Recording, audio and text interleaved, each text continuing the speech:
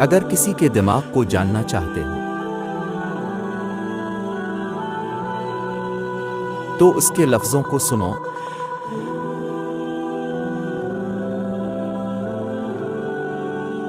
अगर किसी के दिल को जानना चाहते हो तो उसके अमल को देखो।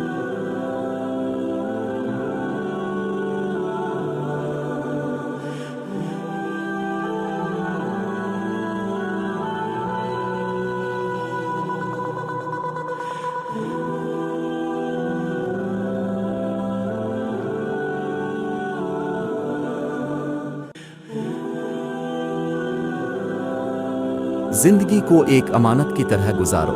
एक ना एक दिन अपने मालिक को वापस करनी है।